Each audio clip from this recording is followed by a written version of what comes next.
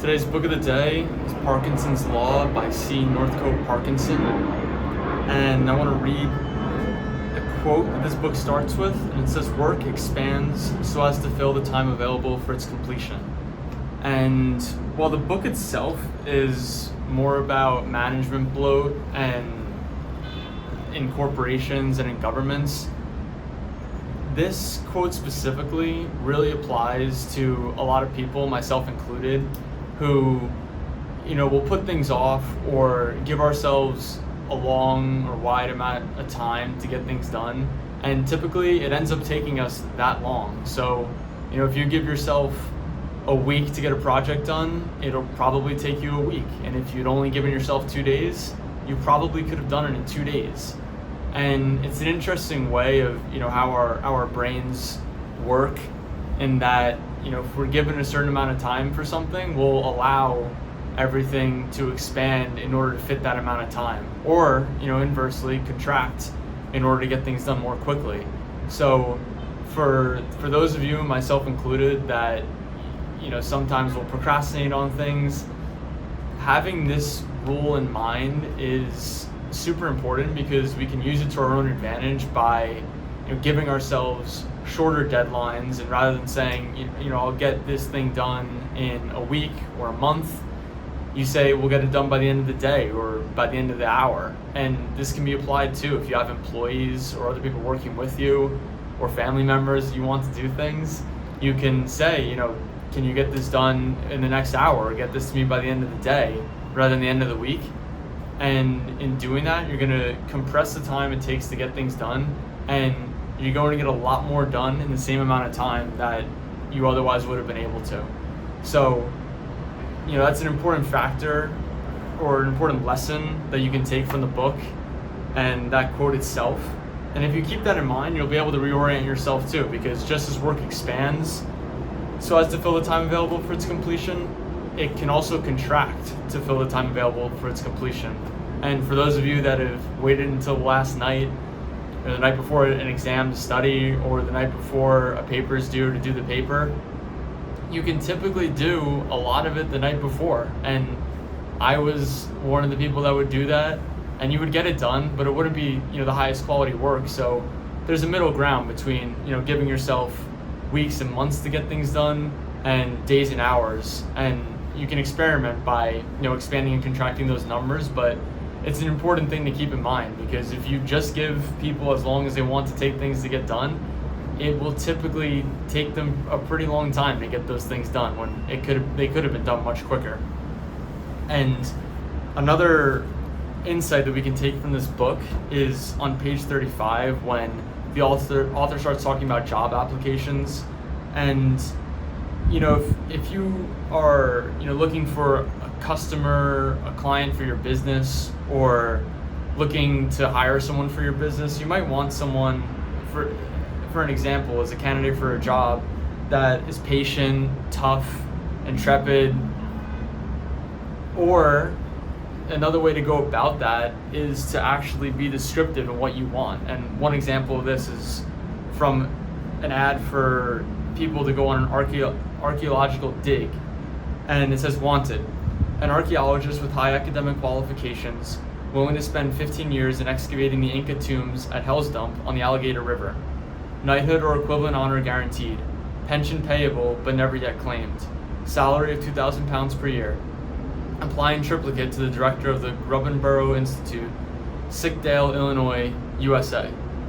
Now, like I mentioned before, this person who put out the application could have asked for people that are patient, tough, intrepid, and single, but the ad itself does that without specifying those words exactly. And I think this is definitely a very powerful method that you can use in your marketing, whether it's for, if you're marketing yourself on a resume, or you're marketing your services, your products. If you specifically call out the avatar that you want, or the ideal client that you want, or the ideal job you want, it's going to be a lot more effective if you use language and stories in order to paint a picture in the person's mind of what that looks like. Because if you just say that you want someone for a job that's hardworking, that's smart, you're going to get a lot of people that self-identify as hardworking or smart, when in reality you could get a much higher quality of the applicant if you list both positive and negative aspects of the job like they did here. Because you're going to be 15 years in excavating these tombs, and it's going to be in the middle of nowhere. It's going to be a tough job, but the person that actually takes the time out of their day to read that, resonate with it, and apply to work for that job is going to be ideal, because they've taken in the positives, they've taken in the minuses, and they've said, I still want to do this, I'm motivated to do it, and they've raised their hand. And this brings me to a similar story. Whether or not it's true is up for debate, but when Sir Ernest Shackleton was doing his Antarctic expeditions, he allegedly had put an ad in the paper that said men wanted for hazardous journey, small wages, bitter cold, long months of complete darkness, constant danger, safe return doubtful, honor and recognition in case of success. And he allegedly got over 5,000 applicants to this job. And he listed the positives and he listed the minuses, but at the end of the day, he got the exact people that he wanted for this expedition because he painted a full picture.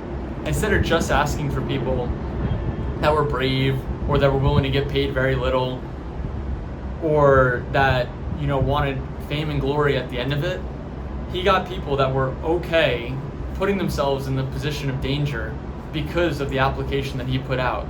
And you can read for yourself about just how his expedition went, but at the end of the day, I don't think it would have been successful at all if he had put out an application in general to people to join him. Because if he just wanted smart people, if he just wanted brave people, there's a lot of people that self-identify as that but would not have been able to stick it out when the going got tough or when the expedition was as bad as it got.